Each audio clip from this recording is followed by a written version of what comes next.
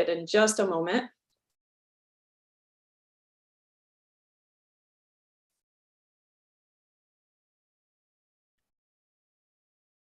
Good morning. We're pausing for just a moment to let everyone in the briefing room.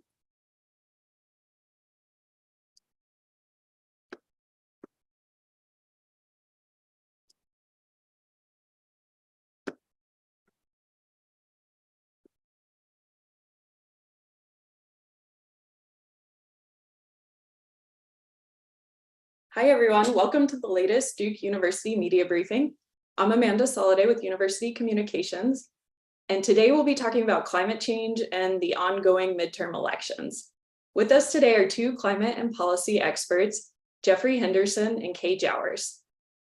Kay Jowers is the Director for Just Environments at the Nicholas Institute for Energy, Environment, and Sustainability and the Keenan Institute for Ethics. She also co-directs the Environmental Justice Lab, a collaboration with the Duke Economics Department. Jeffrey Henderson is a postdoctoral associate at the Sanford School of Public Policy. He examines how to make democracy work better for major societal problems like climate change. Thank you both for joining us. Welcome. Hi, everyone. Nice to be here. Thanks for having me. Good morning. Thanks for having me. All right, let's go ahead and get started with our opening questions. Let's start with you, Jeffrey Henderson. With all the other issues floating around this year, including abortion rights, a pandemic, and inflation, how will climate change factor into the upcoming election? So this is a very high stakes election for climate change. If history is any guide, congressional Democrats are facing headwinds as the incumbent president's party. And if the Republican Party wins a majority in the House of Representatives, Congress is going to lose its ability to enact climate policies that have solid majority support in every single congressional district, including funding research into renewable energy sources, regulating carbon dioxide, and providing tax rebates for energy efficient vehicles and solar panels. And so climate is really on the ballot in the fall. Of course, many voters are more focused on things like inflation, understandably, because people are sort of struggling to get by in this economy. But it's worth noting that the sort of paradigm that we have to have a trade-off between the environment and the economy is something that's actually really shifted. The conversation has changed in recent years, in large part due to the great organizing that's been done around the Inflation Reduction Act.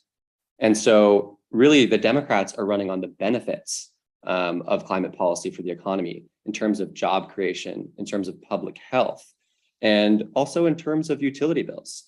And so there's sort of a different conversation starting to brew around climate change that could see climate change sort of move up into that category of economic issues that are typically top of mind for voters in midterm elections. Excellent. Thank you for that. And we'll dive back into some of those issues later for sure. The next question is for Kay Jowers. How is climate showing up in government policy right now? What should we be watching for as we're casting our votes? Yeah, thank you. And I agree with everything that Jeffrey just said. We're seeing things showing up on the ballot in interesting ways, and the policy that is at risk are things like the Inflation Reduction Act. We also are seeing some policy proposals that are coming up on ballots. You know, California and New York both have important propositions on the ballot this year. California has Proposition 30 that will tax incomes over 2 million with an additional 1.75% tax. And the proceeds of that will go towards electric vehicle infrastructure, wildfire prevention, all sorts of sort of climate change resilience and adaptation measures. New York has a Proposition 1 on the ballot that will be $4.2 billion in bonds that get issued for different water, climate, and environment and energy infrastructure projects related to climate change. So we're definitely seeing it come up in ways that specifically cite climate change as the goal, but climate change shows up in so many policies that we don't think, and this goes to what my colleague was just saying before, that there's so many issue areas that are affected by climate. Immigration policy is related to climate because climate is driving a great deal of migration across the world and even across the United States. And so we see it coming up in debates there. We see it coming up in economic development policy, the Inflation Reduction Act. It doesn't even have climate in the name, and it's probably one of the most important climate policies today. Excellent. Thank you for that. And we'll be coming back to the Inflation Reduction Act for sure. I want to remind everyone that they can submit questions at any time. Thanks to everyone who submitted in advance. You can pose questions through the Q&A window. And thank you also to everyone watching on YouTube. We have a few additional questions. This question is actually for both of you, but let's start with Kay. What political movement have you seen around climate change in recent years? Political movement around climate change, where there's been quite a bit of mobilization in the just civil society, everyday organizations and advocacy groups mobilizing. Youth in particular are mobilized around climate. We also saw lots of mobilization during the pandemic that related to climate issues that, we tend to think very narrowly about climate, but it is related to public health and pandemics and heat and a lot of the economic development issues that people have been mobilizing over worldwide. So Jeffrey, did you want to add to this? I know you and I were talking about this morning too. Absolutely. Yeah, I'm glad you mentioned some of the activism and organizing that's been going on. Amanda, I like the term movement that you used, because that's exactly what we're seeing. So in 2018, a group of climate activists staged a sit-in the office of Representative Nancy Pelosi, who was about to become the Speaker of the House. And that really projected climate change onto the map in terms of major political issues. Now, newly elected Representative Alexandria Ocasio-Cortez joined them, and that was a big part of it, sort of emphasizing that climate change was a litmus test for progressives. And in the following year's Democratic presidential primary, we actually saw every single major candidate, including Joe Biden, endorse the Green New Deal. And so there was this really, really big shift from 2016 to 2020 in terms of climate's prominence on the national political agenda. And it's worth noting that that wasn't a blip. Rather, we've actually seen a movement across the country of local activist groups, such as Sunrise and 350.org, that has really grown over the past few years. And we've also seen, some of the usual suspects in environmental politics, like the Sierra Club, for instance, have really made big investments in shifting away from coal and addressing climate change. So this movement has really catapulted climate change onto the national agenda. The other thing to mention is that there have been a lot of states across the country that have been taking pretty significant actions, laying the groundwork for this national level action. And one of the things that we've been seeing at the state level is a kind of coalition building that sort of preceded and sort of provided lessons for efforts to build a coalition around the Inflation Reduction Act. So, we were mentioning earlier that climate change has historically been seen as an environmental issue. And while it obviously is, there are lots of other dimensions of the problem. There's the dimension of justice, which communities are first and worst impacted by pollution and by climate change. And then there's the question of jobs. Are we going to be able to build an economy that's sustainable and that actually empowers ordinary people and workers? And so in communities across the country, in states across the country, from Washington to Colorado to New York, we've seen coalitions of climate activists, but also social justice advocates, and also labor unions. And this coalition provided a blueprint for the Inflation Reduction Act support at the federal level. Mm-hmm. Yeah, and if I could just add to that, some of the actions that the Biden administration took early on, right after taking office, have been also really important in being shaped by a lot of the movement that we've referred to. Without the mobilization that we've been talking about and that was ongoing before Biden came into office, we might not have seen the executive orders that we saw on advancing racial equity, the Justice 40 initiative that requires that 40% of infrastructure dollars be invested in communities that have been historically marginalized.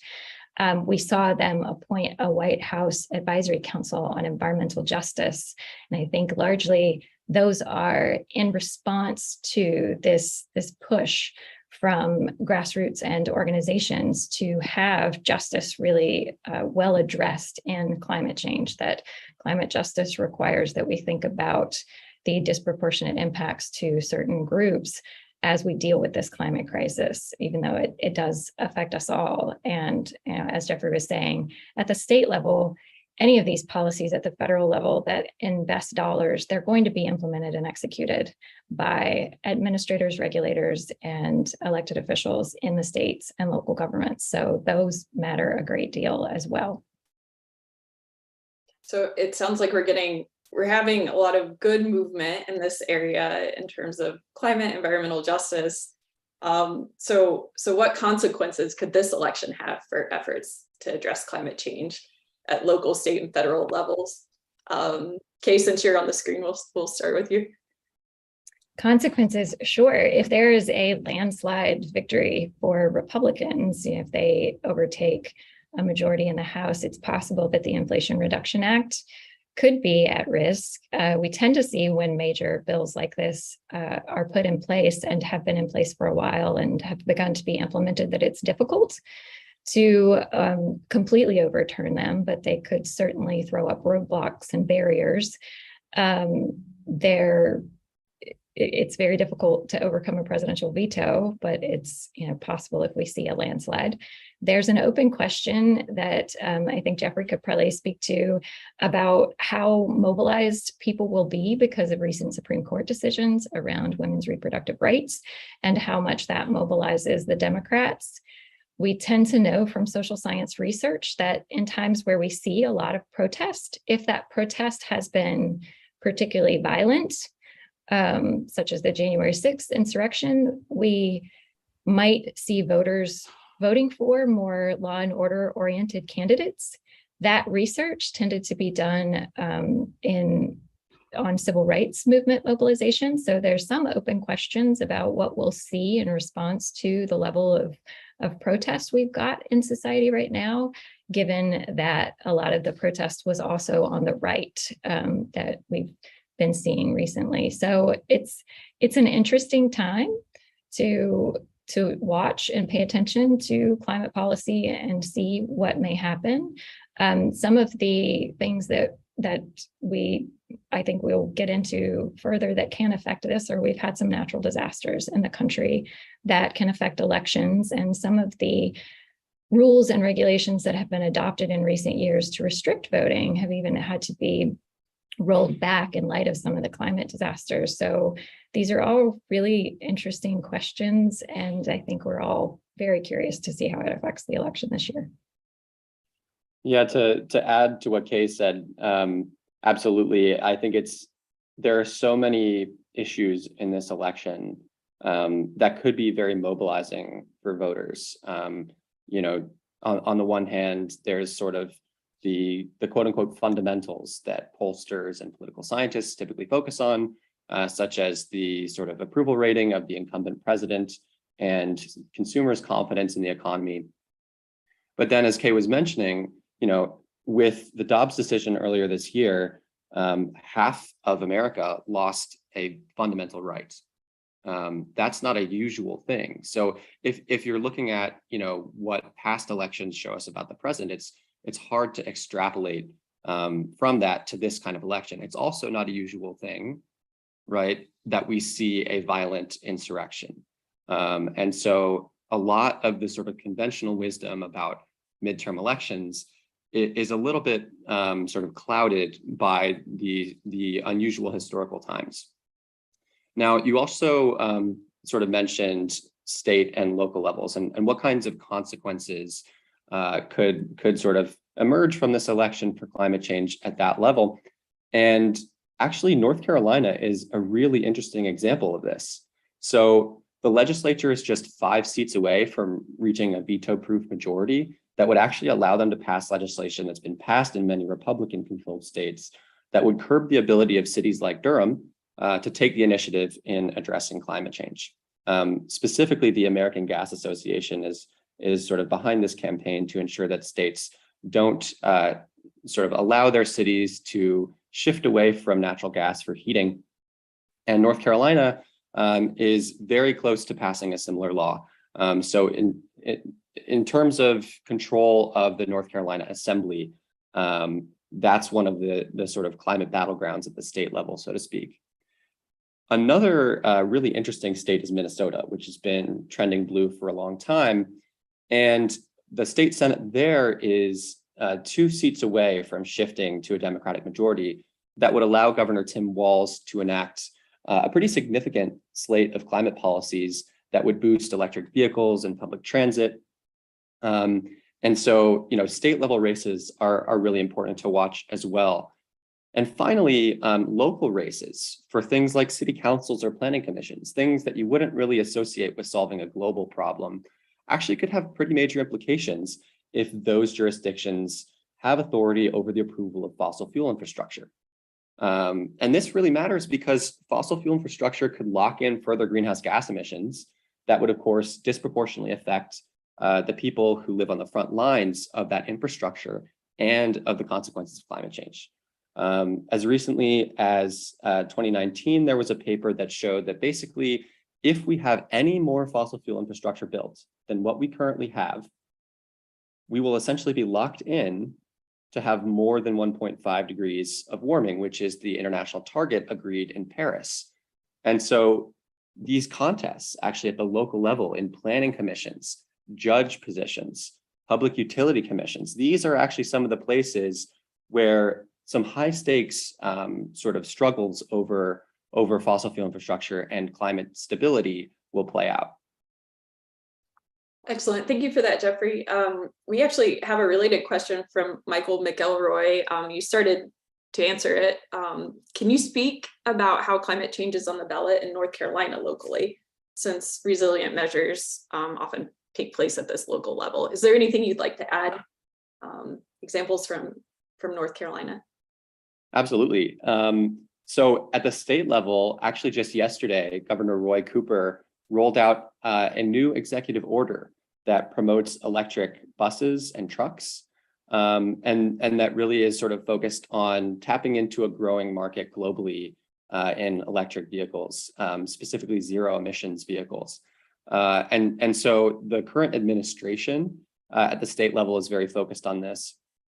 And locally, as I mentioned, there are certain cities that politically are sort of beyond the state in terms of their support for climate policy, and therefore this sort of outcome at the state legislature of whether the legislature is going to be able to preempt local level action is going to have major implications for how fast the state can move. Excellent. Thank you for that. We also have a question from David Borax joining us from Charlotte. Are we actually seeing congressional candidates talking about climate issues as they're campaigning? Are there any examples here in North Carolina or elsewhere? Kate, we'll start with you on this one. I hear candidates talking about climate issues for sure. Mostly that's because I don't necessarily, I see climate as so intricately interwoven with so many other policies. So anyone who is talking about jobs, economic development, energy, our national security issues, it can be affected by climate.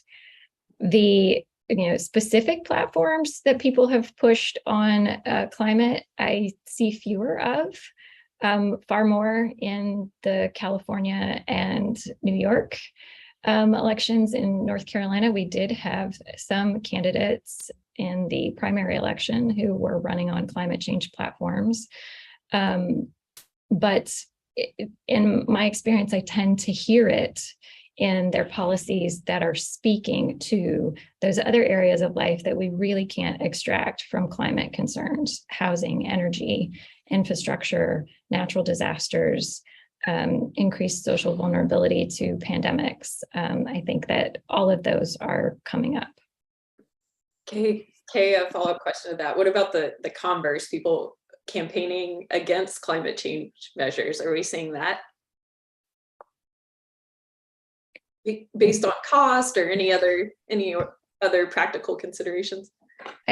Absolutely. I think we're hearing lots of opposition to the programs that the Biden administration has proposed and to the cost that will come with the investments that the government is going to make. So whether it's related to climate specifically or just the cost in general and wanting to take more conservative approaches, we do hear that. We also hear there's a proposed SEC rule that will require disclosures around climate-related impacts that has not been finalized yet. So I hear some conversations around that we shouldn't be restricting, business in this way and requiring those sorts of disclosures. So yes, and in the same way that I hear climate in some of the campaigns that are promoting climate issues, I also hear things that are anti-climate when we are talking about a variety of issues as well. If people who are campaigning around restricting immigration, a lot of immigration right now is being driven by climate concerns, and they're all related. Yeah, and if I could add to what Kay was saying, there really has been a pervasive narrative in American politics for a long time about the costs of acting on climate change. Essentially, you can either choose the economy or the environment was sort of the way a lot of folks thought about it. And that paradigm is starting to shift in part thanks to actually the fact that the costs of solar and wind are falling really rapidly, making them actually in some cases and in an increasing amount of cases favorable options to fossil fuel for electricity generation. And some research that my former colleagues at UC Santa Barbara did shows that when you actually combine climate policy with spending on social welfare, such as minimum wage policy and affordable housing, you actually see increases in public support, especially among the constituencies that the Democrats typically rely on to win elections. And so, if you're sort of thinking about climate change in that way, as an economic opportunity, as an opportunity to shift toward an economy that's fairer, that sort of changes the debate because typically it's been sort of seen as a choice. And so Democrats actually have been really getting the word out about the economic benefits of the Inflation Reduction Act. So this cycle has seen a lot of spending on ads, canvassing, and public events that are touting the IRA's benefits and thanking its Democratic supporters in Congress, especially the ones that are facing close races in the fall. And, of course, the largest investments in the Inflation Reduction Act are focused on addressing the climate crisis.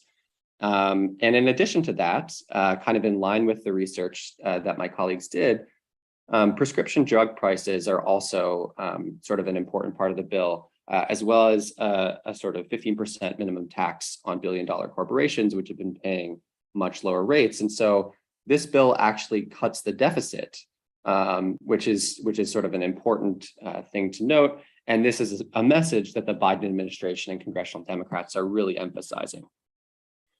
On that note, President Biden sort of has been reflecting on the Obama administration's reticence to celebrate the passage of the Affordable Care Act. And he's decided to take a somewhat different approach and actually has directed his administration and Democrats in Congress to get the word out to voters about how essentially this signature legislative achievement of the past Congress will help voters. It'll help their utility bills. It'll create jobs. It's sort of improvement in terms of air quality as well. Like all of these things are benefits that the administration and congressional Democrats are touting. And environmental groups are participating in that campaign as well, really seeking to mobilize voters, especially young voters, for whom climate is top of the agenda. And if I could just follow up and say, I do think that the Democrats have been smart this time around in putting the climate change policy in the Inflation Reduction Act, in infrastructure bills. The dialogue during the last presidential election was very much about the Green New Deal. And the Green New Deal, it was visionary It was a complete shift and change of thinking about how we provide social welfare, how we approach climate. And it was pretty resoundingly attacked. It was going to have a high cost. There were many benefits as well, but it left the Democrats quite vulnerable and defending the policy, the Green New Deal in many ways. And this time around, because it is rolled into these infrastructure bills and infrastructure proposals that are tied to economic development, I think the Democrats are less vulnerable. However, the Inflation Reduction Act only gets us 2/3 of the way to what we need in order to keep climate change, to meet the climate change goals. And we do have the world's leaders coming together starting in 2 weeks in Egypt to discuss where we're at, and have had some reports come out this week showing that even now we are not, with everything, including the IRA, we aren't going to meet projections. And so there's still some work to do, but it seems like on the ballot this year that with the orientation towards infrastructure mechanisms being used to drive climate policy, the Democrats are a little less vulnerable than in prior times. Thank you for that. Kay, I want to stick with you for just a moment. I was wondering if you could talk about how are these ever increasing natural disasters? How are they influencing voters? Yeah, so we've seen devastating wildfires that have destroyed communities, destroyed infrastructure. We saw Hurricane Ian and the devastation in Florida. And one of the things that becomes a concern when we're this close to an election and we see so many local communities and states dealing with disasters and people who are living in shelters, people who had to move away from their address, their home, maybe their home was destroyed and they are even living in a different state. It's not, number one, it's not first in their minds that an election is coming up, and to be paying attention to what the rules are around requesting your mail-in ballot. Lots of times people get uncertain about can they vote if they're not in their home jurisdiction. And so it becomes really important that information get out to those displaced citizens after a natural disaster about how they cast their ballot. And Florida is an example of a state where they have adopted some restrictions on voting. They have put in place some measures that restricted the number of ballot collection boxes, restricted how mail-in ballots were to be submitted, and timelines for early voting. Many of those measures Governor DeSantis has had to roll back in order to allow the citizens of Florida to have more flexibility given the current situation where you see in Lee County and Fort Myers and other places that people can't get back to their home. And so there's also the challenge of the people who are running those elections, the local election workers. They're often community members as well. So they are currently figuring out how to hold elections while also dealing with the fact that they lived in those communities that have experienced a loss of infrastructure and access as well. And so there's a toll, and it's incumbent upon anyone who can help to get information out around what the rules are and help citizens know how that they can cast their vote and where they can cast their vote when they've been displaced. And if I could just add on to that, so there have been some recent studies by political scientists, and there's sort of a growing interdisciplinary research community that's actually trying to figure out this question of what is the effect of extreme weather on people's climate attitudes? Because, the science is telling us that extreme weather is going to become more common, it's going to become more intense, and, could that feed back into public policy debates? And we've actually seen, there was a study actually in part by a Duke researcher that actually shows that experiencing extreme weather increases people's acceptance of human-caused climate change. And so there's sort of that dynamic where people are experiencing climate change, and internalizing how it is currently affecting their lives. And then there's also been research on the effect of wildfires on basically support for climate policy in the West, showing that basically when people have been exposed to wildfires, they're more likely to support policies to address climate change, kind of suggesting that people are seeing the link, they're connecting the dots.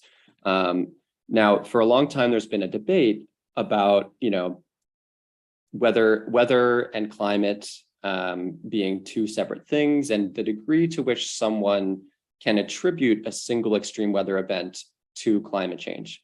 Now, recent research over the past few years from climate scientists is now able to really show how much an extreme weather event, such as a hurricane or a wildfire, was sort of fueled by climate change that's happened since the Industrial Revolution. So we can talk about how much more often large hurricanes occur, or how much stronger the winds were that fed a wildfire, or how much more rain fell in a certain storm because of climate change. So people are increasingly sort of equipped with the information necessary to appraise what's going on in their lives and link it back to this global issue.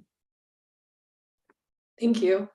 We have a good question from Rusty Jacobs at WUNC. I think it's kind of a two-parter. So historically, maybe even today, climate change has been very partisan. Is that shifting at all? And is there a nonpartisan message about climate change issues at stake here in this midterm election? Jeffrey, we'll start with you. Yes, that's a great question. So the usual story about climate change during campaign season basically is that, yes, it's Democrats versus Republicans, but it's actually worth breaking that down into politicians and voters. So Republican politicians have historically, over the last few decades, had a pretty close relationship with the fossil fuel industry, which directly or indirectly funds many of their campaigns. Sort of Koch Industries and the broader Koch network of outside spending groups is just one example. But that sort of dynamic belies the support among Republican voters for policies that would make an impact in reducing carbon pollution. So kind of at the top of the hour, I was talking about investment in renewable energy and rebates for renewable and clean energy technologies. And these are things that majorities of Republicans actually support in many cases as well. And the average Republican voter, sort of zooming out a bit, sort of agrees that climate change is happening and that human activity contributes to it. Of course, there's a major disconnect between what constituents want and what elected officials think they want. This is something that my research has looked at.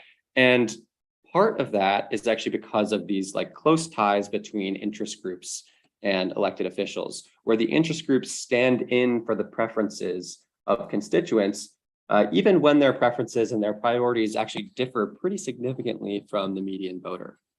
So it's worth noting that while the Republican Party in government has not yet shifted that much, with a few notable a few notable exceptions, the grassroots Republican Party is starting to change.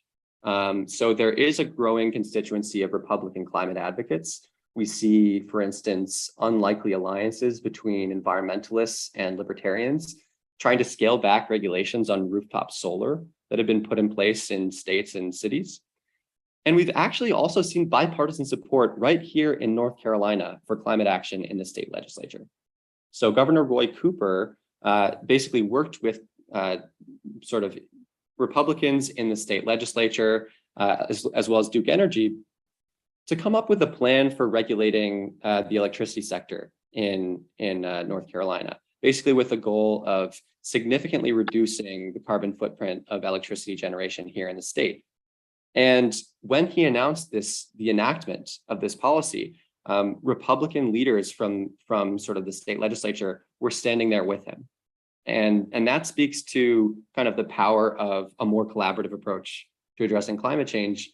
And I think the involvement of Duke Energy in that process was sort of something that gave Republican leaders confidence that basically this policy would not have a negative impact on business, but rather would be consistent with businesses' aims of sort of, making a profit and providing consumers what they want. Of course, political science research also shows that public attitudes are shaped in large part by the leaders of the party they identify with. So to fully understand Republicans' climate attitudes, we need to think about the information environment that a Republican voter occupies.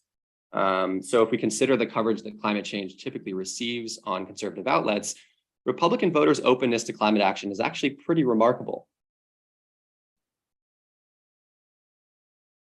Yeah, if I could just add to that, I think there's also research that shows, speaking to the voters themselves versus the interest groups and the elected officials, that when we do see a lot of conflict in, say, a community or a state that is considering transitioning away from fossil fuels, the two sides, there's often far more than just two sides, they aren't always in as much conflict as we might think about ultimate solutions. So some of the research shows that when we have coal mining communities advocating to have a just transition, they're not saying we need to keep fossil fuels. It's more about a timeline and the ways in which we transition slowly away and make sure that those communities have viable economies that continue, and recognize that those communities contributed to a lot of the development of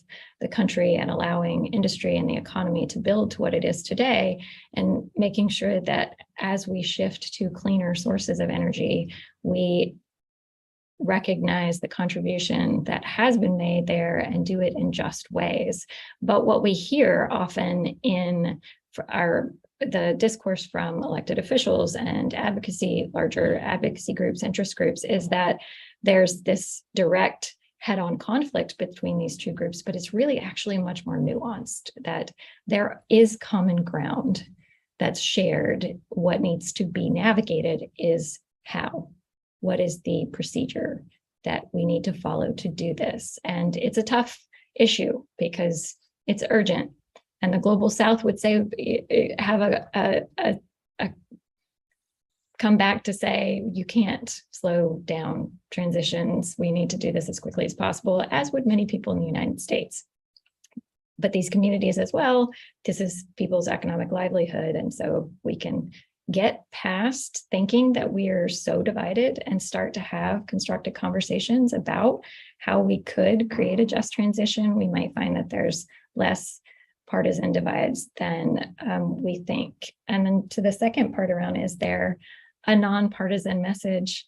I think some of the things we've been talking about around how many of the mechanisms to address climate are also mechanisms to address our aging infrastructure, our aging, transportation, highway system, water systems, and rethink how we build our communities and build them in more resilient and adaptive ways are things that speak to many voters and citizens. And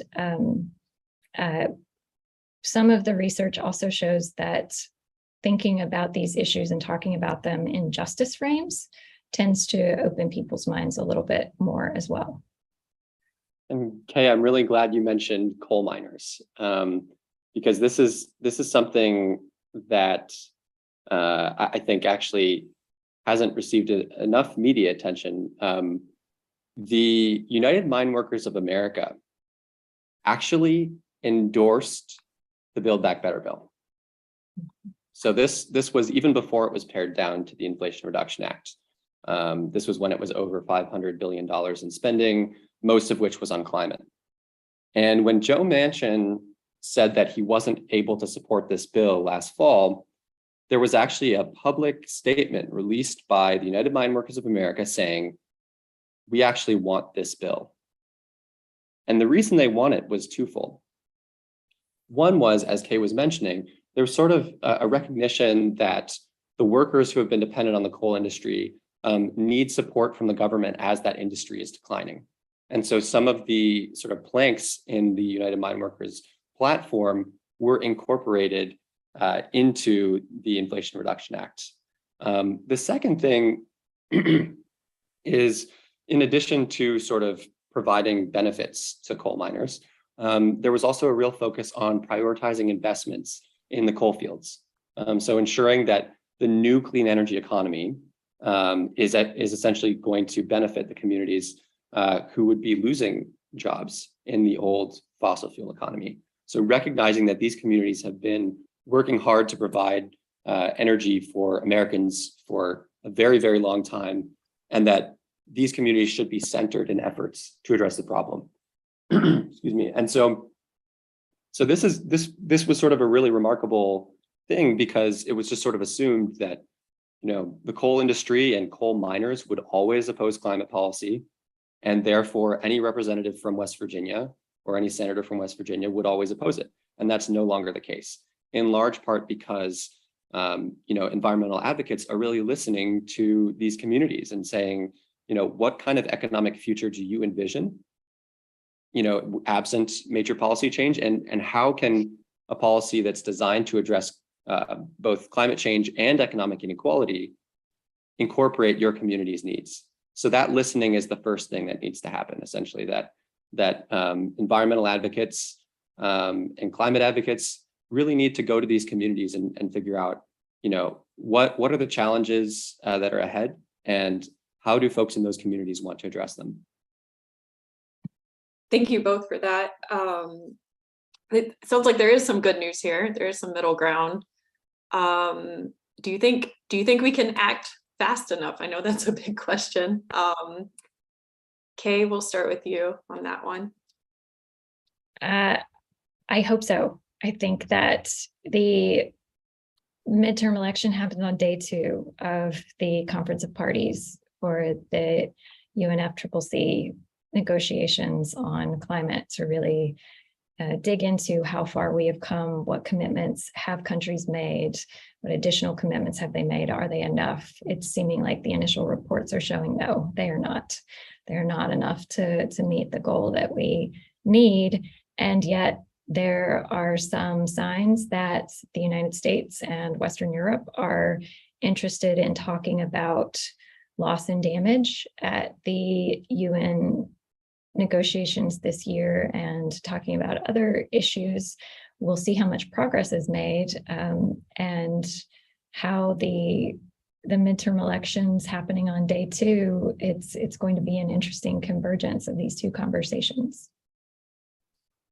Thank you. Jeffrey, would you like to add anything to that?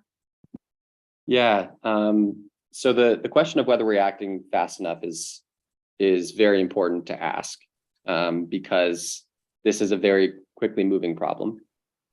And essentially, the Intergovernmental Panel on Climate Change says that global emissions are going to have to start declining very, very soon if we want to keep global average temperatures to within 1.5 degrees centigrade above pre-industrial levels. Beyond that threshold of 1.5 degrees, the countries that are most exposed to, for instance, hurricanes and flooding will be extremely vulnerable. And the higher we keep going, you know, from 1.5 degrees to 2 degrees to hopefully not beyond that, we'll see escalating consequences for the global climate, as far as extreme weather, as far as sea level rise, disease spread, and this will impact the countries that are most vulnerable, as well as the most vulnerable people within Western countries as well. So we definitely are not acting fast enough. The Biden administration has pledged to reduce its emissions by 50% from 2005 levels by 2030. And the Inflation Reduction Act projections range from 32% to 43%. And so the Inflation Reduction Act, if faithfully implemented, would get the US most of the way toward its own goal. But that would actually require a lot of additional action by states and localities to supplement what's happening at the federal level, sort of absent another federal level policy. Of course, that's assuming that the Democrats don't hold the House, which is still a possibility. It's about a 1 in 5 chance. And if that were to happen, I think that there would be a lot of advocacy at the federal level to go further. The Inflation Reduction Act was criticized for a sacrifice that was basically made, a sort of climate compromise that was made to win the vote of Senator Joe Manchin, which essentially required additional fossil fuel lease sales from the Department of Interior and sped up the approval process for fossil fuel infrastructure projects such as offshore oil drilling. And in particular, the environmental justice advocacy community was very displeased with this compromise because, you know, as Kay and I have been mentioning, the people who are affected sort of first and who bear the greatest brunt of this impact are sort of communities of color and low-income communities in the global South and North. And very rightly, environmental justice advocates were pointing out that when compromises are made, too often it is these communities whose priorities are sacrificed. And so it's really important to keep pushing and to sort of keep in mind that this is not a problem that one bill is going to solve. This is a problem that we're going to have to continue to work on over multiple election cycles, over multiple legislative sessions. And we can't stop with just sort of voting on it. We need to really keep pushing policymakers. Thank you. Jeffrey, I want to stay with you for a moment. We've touched on the power of the fossil fuel industry and the money that comes with it. Does climate change, does it bring in money for political campaigns? Yes. So this is definitely something where we're seeing change over the last few cycles. So as you mentioned, Amanda, fossil fuel interests are well known as major funders of Republican campaigns, as well as outside spending networks, you know, such as the Koch network, super PAC ads. And, you know, there are also lots of big donors to super PACs who have made their money in the fossil fuel industry. So vested interests, you know, typically are defending sort of their place in the economy. However, we are seeing in recent cycles that candidates today are actually receiving large and small dollar donations for their pro-climate stances. So one of the most prominent climate advocates is billionaire Tom Steyer, who ran for the presidency a couple of years ago. He's a former hedge fund manager, and he actually has also launched a grassroots climate action group called Next Gen America. And that group is one of many organizations that are trying really hard to mobilize young voters around climate change.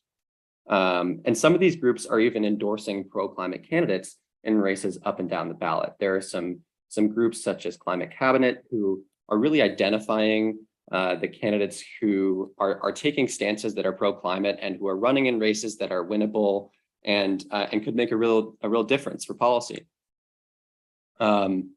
And you know, while this financial support that candidates are receiving for their pro-climate stances is difficult to measure, we can say without a doubt that there's a growing constituency that's supportive of climate action and that they're playing in elections across the country. The League of Conservation Voters, Climate Hawks Vote, Sunrise Movement, all of these groups are sort of identifying pro-climate candidates and are mobilizing donations for those candidates. And so, yeah, so we now see that the climate change can be an electoral boon.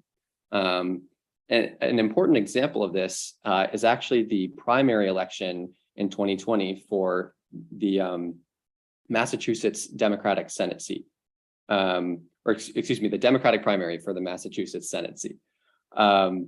So Ed Markey ran on the Green New Deal.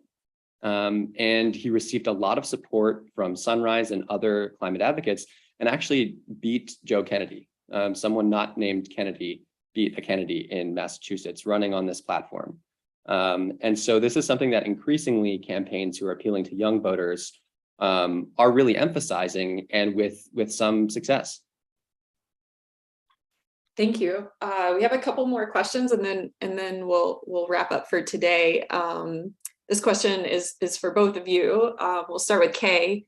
where have you seen voters or candidates demanding climate action? I know we've touched on this throughout the conversation, but I thought I'd ask one more time. Has polling shown us anything about the power of climate motivated campaigns? Where have we seen climate action in campaigns? Let's stick with voters. Let's stick with voters. Yeah. Well, I think we have definitely seen in California and New York, there are proposals on the ballot that I mentioned earlier that would be major investments. And then, as far as some of the research on voters, we've heard quite a bit around the power of Hispanic and Latina communities in elections in recent history. And one of the interesting findings of recent polling is that, oftentimes many groups will identify the environment and climate as important. It's just a matter of where it falls in the order of other things of importance. And, if we think about hierarchies of need and issues that voters might find more important, what's interesting is to see in some of the recent polling coming out that Latina voters are citing climate change in their top 5 list of concerns. And we are partly the researchers believe that is due in large part to that group having a high likelihood of being employed in occupations that could be affected by extreme weather events, particularly heat-related events, or displacement from natural disasters that disrupt the agricultural industry or other manufacturing industries, and so it can affect employment. So we're certainly seeing a shift in this enduring story where people care about climate change and the environment, but it doesn't necessarily enter into their top considerations when they're voting. So definitely seeing that shift and change. And I think I'll stop there and see if Jeffrey wants to add anything here. Absolutely. So another constituency that's sort of really prioritizing climate change recently is young voters. So a Pew poll from last year suggests that a third of millennials and actually somewhat more than a third of Gen Z voters agree with the statement that addressing climate change is my top personal concern. So for campaigns that rely on youth voter turnout, climate change has become a crucial message. So I mentioned Ed Markey's campaign in 2020, and another notable one a few years ago was Alexandria Ocasio-Cortez's upset over Joe Crowley in 2018. And in both of those cases, young voters were very important to those victories. And Markey said something in his campaign that I think really speaks to this. He said, "What matters is not the age of our leaders, but the age of our ideas." And the notion that tackling climate change and creating good jobs aren't in conflict, but rather are compatible goals, is a pretty novel idea, and one that progressives have found is really resonating with a growing constituency. Now, zooming back out to the reasons why Democrats tend to suffer in the midterms, a big one is low youth turnout. So if climate change is the top personal priority for young voters, then candidates in this cycle, that realistically means Democrats, could make climate change an important plank in their platform and emphasize that to get from the Inflation Reduction Act to a comprehensive policy on track with global goals, Democrats need to hold both the Senate and the House. So that's a story that canvassers, if they're seeking to mobilize young voters, could be telling as they're pounding the pavement in the coming weeks. And research really shows that these kinds of canvassing conversations at the door can mobilize turnout, and connecting politics to the issues young people care about is a great way to do that. It's really interesting. I'll move to our closing question now. We'll stay with you, Jeffrey. What do you think might be the most important thing for voters to understand about how they can voice concerns about climate change? I think the most important thing to understand is that voters' voice matters. So voting is critical because a constituency only has influence over politicians who seek election if they themselves have influence over election outcomes. But voting is just the beginning. It doesn't actually send a specific signal to policymakers about which issues constituents are most concerned with. So to convey constituents' preferences, the best way to do that is to get involved in a grassroots organization. So I alluded earlier to the fact that members of Congress actually don't really know what their constituents want. And a large part of that is that they're responsive mostly to big donors and interest groups. So essentially, they aren't following public opinion polls, and they don't know what the public wants unless we tell them. However, my research shows that when a significant share of constituents are sort of calling congressional offices, are emailing, are writing to those offices, and are saying, like, I'm really concerned about this issue, I'm concerned about the climate crisis, that's something that registers within congressional offices. They make note of that and are then more likely to do things like draft legislation or co-sponsor a bill that would promote addressing that problem. And so, you know, joining an organization then becomes really critical because collective action is what drives change. So a lot of folks feel that, you know, they are alone in this political system. They think that their voice doesn't matter because, understandably, you know, our democracy is awash with money from corporations and wealthy donors. It's beholden to interest groups. But at the end of the day, we're a democracy. So whoever gets the most votes wins. And most campaign dollars go into advertising. The reason this is important is that in general elections, there's actually very little evidence to suggest that advertising makes a big difference, either in getting voters to the polls or persuading them. So a large enough group of organized people with an effective strategy can beat organized money. You know, think about the labor movement during the Great Depression, think about the civil rights movement in the 60s, the anti-war movement the following decade.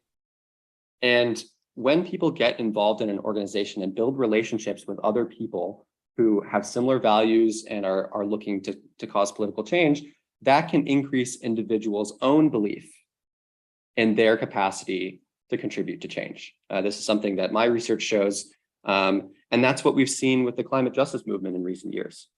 And so there's you know, there are signs that the success that movement has had can be built upon.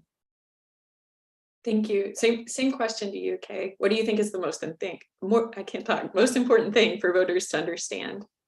Oh, that's so hard. I think I'll echo what Jeffrey said about if voters go and vote, yes, absolutely. And if I could get everyone to put on their favorites list on their phone, their elected officials, office numbers, get to know the staffer because you're calling once a week to express opinions about issues. That is, and my students always hate to hear that the phone calls are really impactful, but the fact that you will pick up the phone and call your elected official really does matter. Some of those other ways of advocating for change matter as well, but we see that postcards, petitions are sometimes less impactful than picking up the phone and being willing to call. We all know, I don't know, I hate voicemail and phones as much as anyone, and yet I think it's almost that people know you really care if you're willing to go that far and make a phone call these days. And so that does matter, but also just recognizing that climate is just interwoven with everything. It's big and it's easy to get apathetic, and people being apathetic about something doesn't mean that they don't care about it. It means that they don't necessarily see a way of affecting change, but you can affect change on climate through immigration policy, through local implementation of funds around affordable housing. You can incorporate climate into many of those issues because it is inextricably linked with them. So knowing that, and also making sure that the people who have been historically disenfranchised and not able to vote have access to the vote, and demanding that we make sure that we are not unduly restricting voting rights is important as well. Excellent. Thank you both, Kay Jowers and Jeffrey Henderson, for your insights. And thank you everyone who joined us today. Duke will be hosting more briefings in the coming weeks on the midterm elections and other topics. You can like, subscribe, or email dukenews@duke.edu to stay connected. Have a great day, everyone, and go vote. Thanks so much.